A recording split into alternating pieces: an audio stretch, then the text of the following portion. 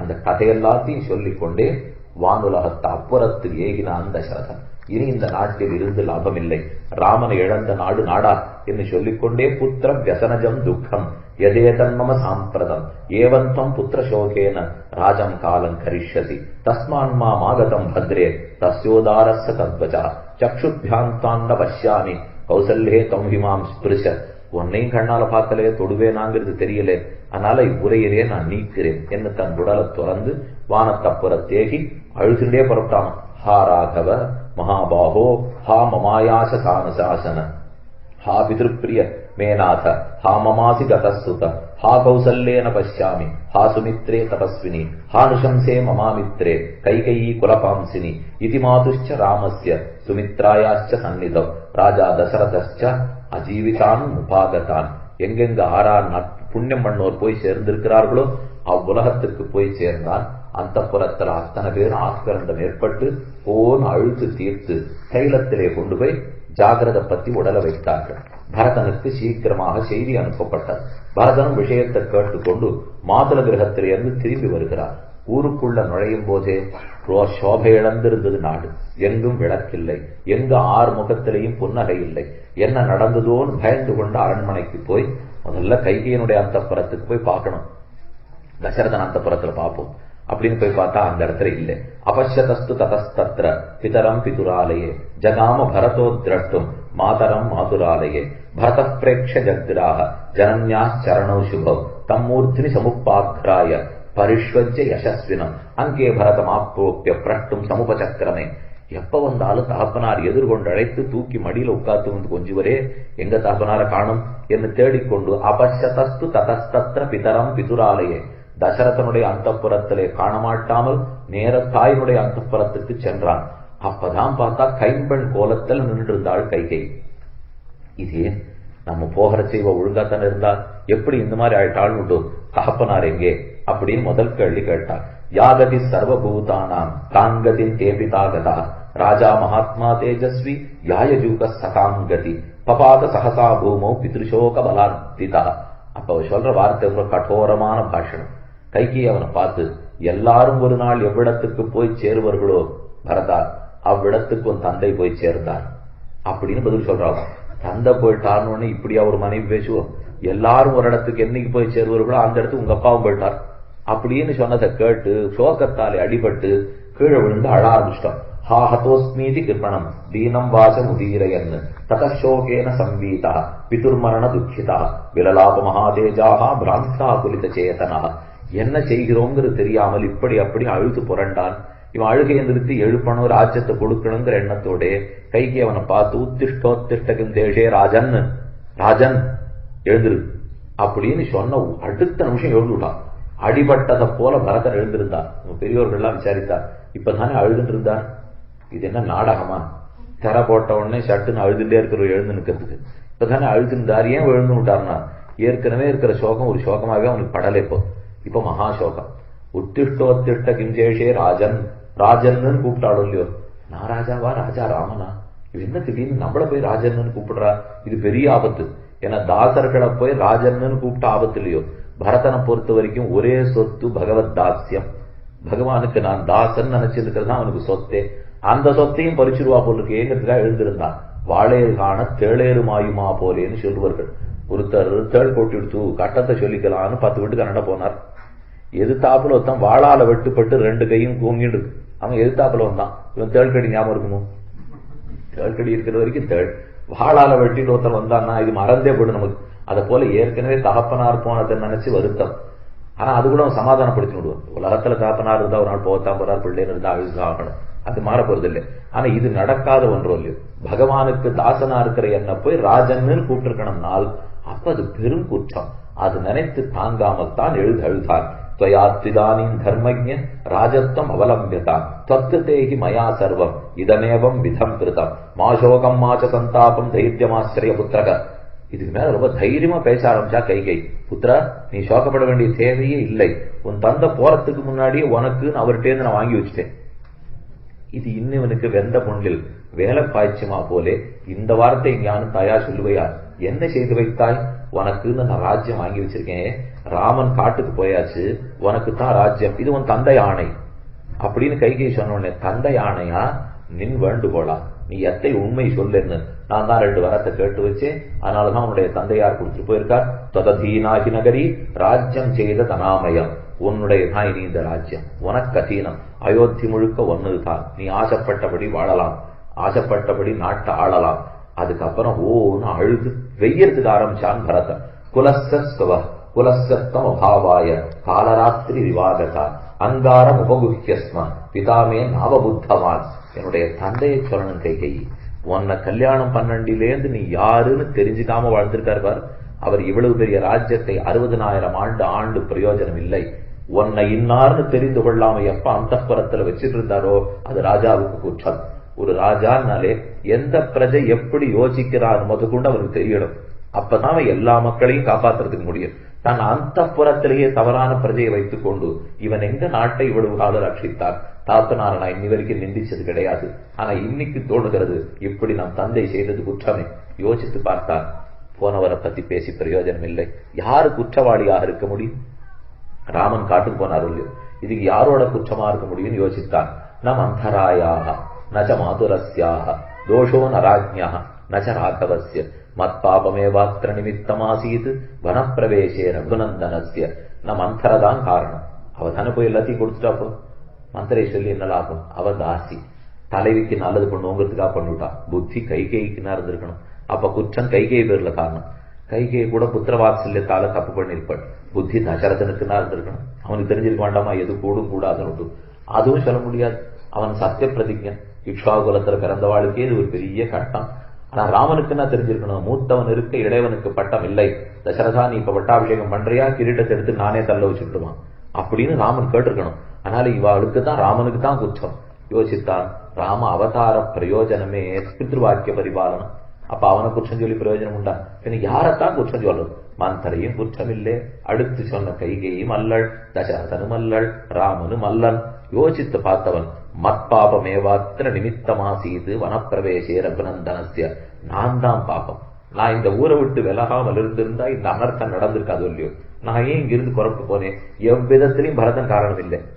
ஆனா அதை எடுத்து தந்தல்ல போட்டுக்கிறான் பரதனுக்கு. மத்பாபமேவாத்திர நிமித்தமாசீது வனப்பிரவேசே ரகுநந்தனஸ்ய. 15ஆம் பாட்டு திருப்பாவையில் ஆண்டாள் ஒரு ஆச்சரியான சொல்லை ஆண்டுள்ளாள். எல்லே இளங்கிளியே இன்னம் உறங்குதியோ சில்லன் அழையேன் நங்கமீர் போதறிகின்றேன் வல்லை உன் கட்டுரைகள் பண்டே உன் வாயெரிதும் வல்லீர்கள் நீங்களே நானேதானாயிடுகான்னு வருது பாருங்க. இந்த நானேதானாயிடுகாங்கிறது இல்லாத குற்றத்தை உண்டு என்று ஏறிட்டு சொன்னாலும் இல்லை செய்யாதே உண்டு என்று இசையை தானறிந்த ஸ்ரீவைஷ்ணவத்துவம். இது ஸ்ரீவைஷ்ணவம் எது அப்படின்னு விசாரித்து பதில் சொல்லியிருக்கா. நாம பண்ணாத தப்ப நான் தான் பண்ணேன்னு தலையில ஏற்றினா கூட ஆம் நானே செய்தேன் அப்படின்னு யார் தைரியமா ஏத்துக்கிறானோ அவன் தான் தானே அறிந்திருக்கிற ஸ்ரீவைஷ்ணவன். பரதன் ஏத்துக்கிறான் பாருங்க, அவன் தப்பு அவனுக்கு இல்லை. ஆனா அதை தன்னதுன்னு ஏற்றுக்கொள்ளுகிறான் இல்லையோ. கடைசியில் எல்லாரையும் கூட்டினான். நம்மால் இந்த ராஜ்ய பொறுப்பை ஏற்க முடியாது, நான் இப்போதே புறப்பட்டு சித்திரகூடத்துக்கு செல்கிறேன். அப்பதான் மகாமேதாவி வசிஷ்டர் உள்ள வந்தார். இது வரைக்கும் இவரிடத்துல கைகையின் இடத்துல பேசிட்டு இருக்காங்க இல்லையோ.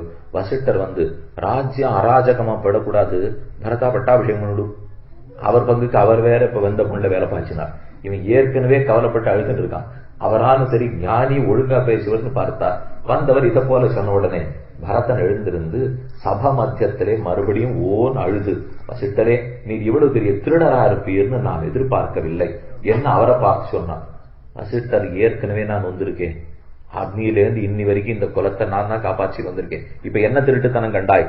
அப்ப பரதன் சொன்னாரு, அங்க இருக்கிற ஒரே சொத்து ராமதாசியம், அதை விட்டுட்டு என்ன ராஜான்னு சொன்னீர்னா என் சொத்தை திருட்டுக்காதன அர்த்தம். நான் ராமனுக்கு சொத்தே தவிர என்னால் நாட்டை ஆள முடியாது, தடுத்தான் பரதன். ரொம்ப சாமர்த்தியமா பேசுறதா நினைச்சிருந்து வசிஷ்டர் ஒரு யுக்தி சொன்னார். ஏன் ஒரு சொத்து இன்னொரு சொத்தை ஆளாதான்னு? ராமனுக்கு நீ ஒரு சொத்து, ராமனுக்கு ராஜ்யம் ஒரு சொத்து. ஒரு ரத்தனத்தை ஒரு பொட்டிக்குள்ள வச்சா பொட்டியும் என் சொத்து, ரத்தனமும் என் சொத்து. பொட்டி ரத்தனத்தை காப்பாத்துற சொல்லு. அது போல நீ ராமனுக்கு சொத்து, ராஜ்யமும் ராமனுக்கு சொத்து, நீ ராஜ்யத்தை காப்பாத்திட்டு போயேன் இப்படின்னு வேற இவர் ஞானத்தெல்லாம் பிரயோகிச்சார். பரதன் ஞானத்தெல்லாம் கேட்டுக்கிற நிலைமையிலெல்லாம் இல்லை. அவன் பக்தி பாரவசியத்தாலே என்ன பண்ணுகிறோன்னு அறியாத பாவசுத்தி நிலைமையில இருக்கிறான். அப்படி இருக்கிறவருக்கு போய் நம்ம இதெல்லாம் நயனஞ்சந்தந்தி சஸ்திராணி உபதேசம் எல்லாம் பண்ணியிருந்தா அவன் கேட்டுக்க போறதே இல்லை.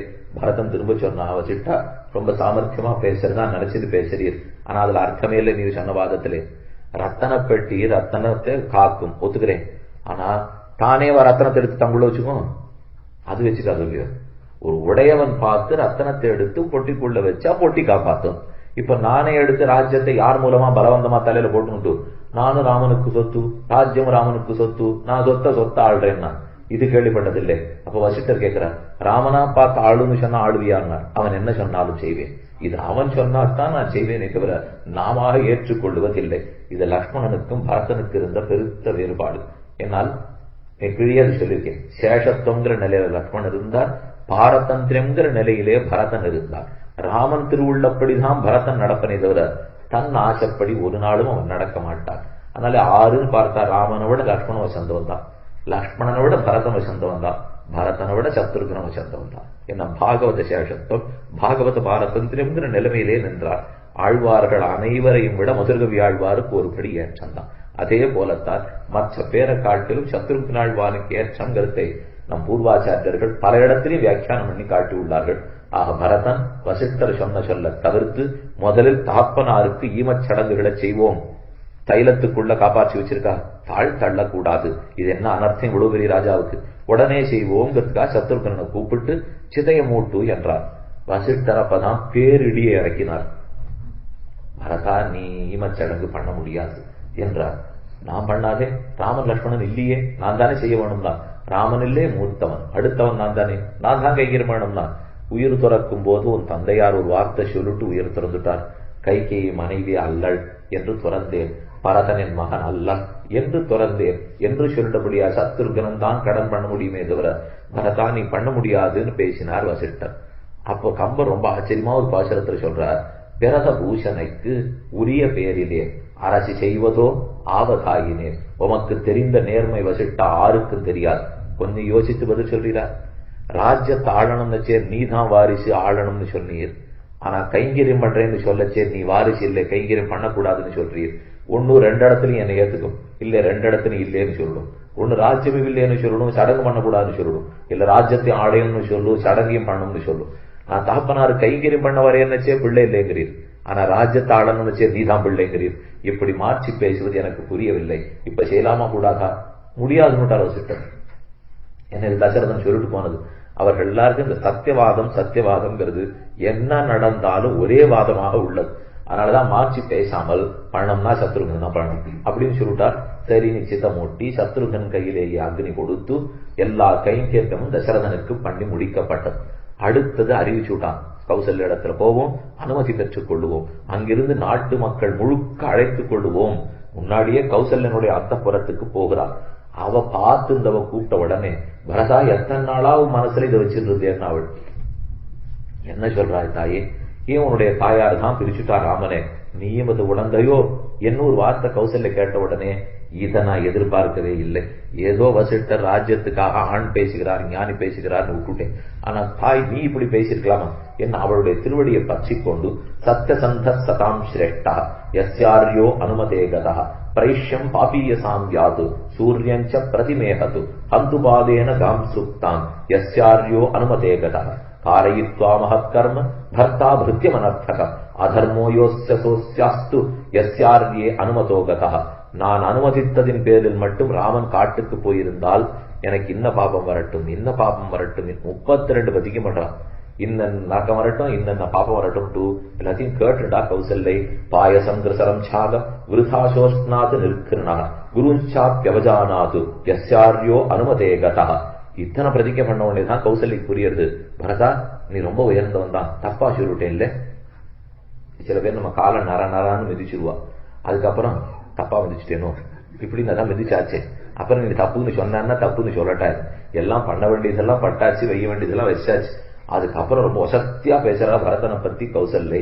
கம்பர் சொல்லுகிறார், முன்னை நும் குல முதலோழர்கள் தாம் நின்னை யாவரே நிகர்க்கும் நீர்மையோர் மன்னர் மன்னவா என்று வாழ்த்தினாள் உன்ன நைந்து உருகி விம்முவாள். மன்னர் மன்னவா உன்னை போல இதுவரைக்கும் இக்ஷ்வாகு குலத்துல நான் ராஜாவை கேள்வியப்பட்டதில்லை என்ன பரதனை பார்த்து கௌசல்ய ஒத்துக்கிறார். முன்னை நும் குல முதலுள்ளோர்கள் தாம் நின்னை யாவரே நிகர்க்கும் தன்மையர், உன்னை நிகர்க்கும் தன்மையை உன்னுடைய குலத்துல பிறந்த யாருக்கும் இது வரைக்கும் கிடையாது. அது வரைக்கும் சொன்னது கூட பரதன் கேட்டுதான். அடுத்து சொல்றா, மன்னர் மன்னவா என்று வாழ்த்தினாள். இப்பதான் எங்க அம்மா மன்னவான்னு கூட்டத்துக்கு அழுது புரண்டுட்டு வந்திருக்கே, இன்னொரு தடவை நீ சமாதானம் பண்றேன்னு நினைச்சது திருப்ப மன்னர் மன்னவான்னு கூட்டியானா? லே பரதா, அந்த மன்னவான்னு சொல்லலே, எல்லா மன்னவர்களை காட்டில் நீதான் சிறந்த மன்னவன், அதற்காக சொன்னேன் கௌசல்ய சமாதானப்படுத்த. அங்கிருந்து புறப்பட்டு எல்லாருமாக ஊர்க்காரர்களை அழைத்தார்கள். ஆடு மாடு கோழி குதிரை எத்தனை பேர் உண்டோ மொத்த பேரும் கிளம்பிட்டார்கள். ஏபிச்ச சதிவைஸ்தார்த்தம் சிரசா யாசிதோமயா அகம் சிஷ்யஸ்த தாசஸ்ய பிரசாதம் கர்த்து மருகசி. ஏன் இத்தனை பேர்? தனியா போனா போறாதானா? யார் ஒருத்தனுடைய அழுகைக்காகவாவது அவன் மனம் இறங்க மாட்டானா? பரதன் கேட்டு இல்லேன்னு சொல்லிட்டா கூட மாடு அழுமே, ஆட்டுக்குட்டி அழுமே, இதற்காகவாவது சொல்ல மாட்டானா? எழுந்தது பெரும் படை 7 வேளையின் பொழிந்த போர் ஊழியில் முழங்கி முந்து எழ அழிந்தது கேகையன் மடந்தை ஆணி போய் கழிந்தது துயர் நெடுங்காதல் துண்டரே. சில இடத்துல கம்பர் பாஷையில ரொம்ப ஆச்சரியமா இருக்கும். எழுந்தது பெரும் படை, அயோத்தியா சாம்ராஜ்யத்தினுடைய படம் முழுக்க எழுந்ததா. 7 வேளையின் மொழிந்த பேர் ஊழியில் முழுங்கி முந்து எழ 7 சமுத்திரத்தினுடைய அலை ஆர்ப்பரித்தா கூட இந்த சத்தம் கேட்டிருக்காது. அவ்வளவு பெரிய படை எழுந்தது. அழிந்தது கேகையன் மடந்தை ஆணி, அத்தோட கேகையன் மடந்தை கைகையனுடைய ஆசை தொலைஞ்சே சொல்லு. இந்த படை எப்ப எழுந்ததோ அதோட இனிமே கைகைப்பட்ட ஆசை நடக்க போறதில்லை. அதனால அழிந்தது கேகையன் மடந்தை ஆணி பேய் கழிந்தது துயர், இனி துயர் கிடையாதுன்னு மக்கள் எல்லாம் நினைச்சுட்டார்கள். நெடுங்காதல் தூண்டவே எல்லாரையும் அழைத்துக் கொண்டு நேர குகன் இருக்கிற இடத்துக்கு வந்து சேர்க்கிறார். இனி தாண்டித்தானே போகணும், கங்கையை தாண்டி குகனிடத்துல வழி கேட்டுன்னு தானே போயாடணும். இப்ப 2 பேரையும் தெரிஞ்சவர் ஒருத்தரே தான், சுமந்திரர். அவருக்கு தான் பரதனை தெரியும், அவருக்கு தான் குகனையும் தெரியும். இப்ப அறிமுகப்படுத்தி வச்சு, ஏன்னா குகன் கொண்டு போய் எங்க இறக்கி விட்டுருந்தா ராமன் எங்க போனாங்கிறது இவாளுக்கு தெரியாது. இனிமே அது தேடிட்டு தான் போயாகணும். அதனால குகனை பார்த்து முதல்ல அறிமுகப்படுத்துவோம்னா, பரதனும் குகனை திரும்பி பார்க்கல. கங்கை அகலமான ஆறு. இன்னைக்கு நீங்க போய் பார்த்தீங்கன்னா சிங்கிவேரபுரத்துல கங்கைங்கிறது 1 மைல் அகலம். இங்கே நாங்க பார்த்தா 6 நிக்கிறா தெரியாது, அங்கே நீங்க பார்த்தா 6 நிக்கிறா தெரியாது. பெரிய ஆச்சாமரம், கோவிதாமரம், அந்த மரம் தான் அயோத்தியாவாசிகளுக்கு கொடி. அந்த கொடி மட்டும் இக்கரையிலேருந்து பார்த்தா குகனுக்கு தெரிஞ்சது. உடனே மத்த அத்தனை பேருக்கு செய்தி அனுப்பிச்சிட்டான். பரதன் படையெடுத்து வந்து ராமனை பிடிக்க வந்திருக்கிறான், வாருங்கோள். இதான் அவன் முதல்ல நினைச்சது. இப்போ ஒத்தரும் பரதனை தப்பா புரிஞ்சுக்கிறான். கௌசல்ய புரிஞ்சுண்டா, தாயை புரிஞ்சுண்டா, ஊர் மக்கள் நினைச்சிருந்தா, அடுத்து பரத்வாஜர் அப்படிதான் தப்பா சொல்ல போறார். இந்த குகன் அதை பார்த்த உடனே எல்லாருக்கும் அழைச்சு அனுப்பிச்சுட்டான். ஆச்சரியமா தெரிவிக்கிறார் வால்மீகி. அப்படி குகன் இருக்கும் இடத்தை யதானு கருது புத்தி பரதா ஸ்வயமாகதா ச ஏஷகி மகாகாயா கோவிதாரத்வஜோரதே பந்தயிஷ்யதி வா பாசைஹி அதவாஸ்மான் வசிஷ்யதி அனுதாசரதிம் ராம பித்ரா ராஜ்யாத் விவாசிதம். ராமனே நாட்டை இழந்து காட்டுக்கு போயிருக்கான்னா பரதன் பேசாமல் நாட்டோடு இருக்காமல் நாட்டை பறித்தவன் உயிரையும் பறிப்பதற்காக வந்தான். இவனை நம்ம தாண்டி விட போவதே கிடையாது என்று ஓங்கின குரல்ல குகன் நினைச்சிருந்து பேச ஆரம்பித்தான். கட்டிய சுரிகையன், கடித்த வாயினன், வெட்டிய மொழியினன், விழிக்கும் தீயினன், கொட்டிய துடி குறிக்கும் கிட்டியது போர் என கங்கை இருகர உடையான். வெட்டிய மொழியினன், அவனுக்கு வெட்டு 1 துண்டு 2 தான் பேச தெரியும். கிராமத்துக்காரெல்லாம் அப்படிதான் பேசுவா, நகரத்துக்காரெல்லாம் வளவளான்னு பேசிட்டே இருப்பாளாம். கம்பர் சொல்றார், வெட்டிய மொழியினன் மாத்தி பேசுறதுக்கெல்லாம் அவனுக்கு தெரியாது, ஒரு பேச்சு தான் அவனுக்கு தெரியும். கட்டிய சுரிகையன், அவன் இடுப்புல கச்சத்தை இழுத்து கட்டின வேகத்தை பார்த்தாலே ஒருத்தர் சண்டைக்கு வரமாட்டான். கட்டிய சுரிகையன், வெட்டிய மொழியினன், விழிக்கும் தீயினன், குறிக்கும் கொம்பினன். கொம்புங்கிறது இப்படி வச்சு வாசிக்கிற பாருங்க ஒரு வாத்தியம், அதான் கொம்பு. உடனே தன் கொம்பு வாத்தியத்தை எடுத்து ஊதி கிட்டியது அமர். இந்த தோல்வழிக்கு ஏற்ற சண்டை கிடைக்கலன்னு ரொம்ப நாளா நினைச்சிருந்தேன், இப்போது கிடைத்து விட்டது. வேடர்களே, வேடர் சாதி எங்கெங்கு பாரத தேசத்தில் எங்கிருந்தாலும் இங்கு வந்து உடனே குவியட்டும். இந்த கங்கைக்கரையை தாண்டி ஒரு நாளும் பரதனை போக இவன் விடமாட்டான் என்று சொல்லி அவன் வரட்டும்னு காத்துட்டு இருக்கான். அவனும் கிட்ட கிட்டக்க வரா.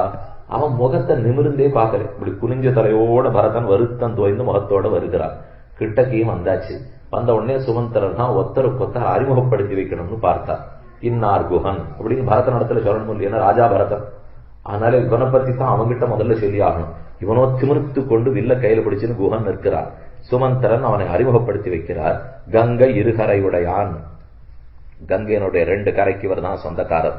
அப்படின்னா சலனமே இல்லை அந்த இடத்துல. கங்கை இருகரை இருந்தா நாடே இருந்தது, அவனுக்கு இல்லாத சொத்தா இவன் பாத்துற போறான். அப்போ அதனால கங்கை இருகரையுடைய திரும்பி பார்க்கல.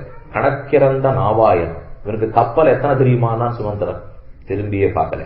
அதுக்கப்புறம் 3வது சொன்னதுதான் அவனுக்கு வேண்டியதை சொன்னான். உங்கள் உயிர் துணை நாதற்கு உயிர் துணைவன். உங்கள் குலத்தனிநாதன் உன் மூத்தவன் ராமன், அவனுக்கு இவன் உயிர் துணைவன். உடனேதான் நிமிர்ந்தான்.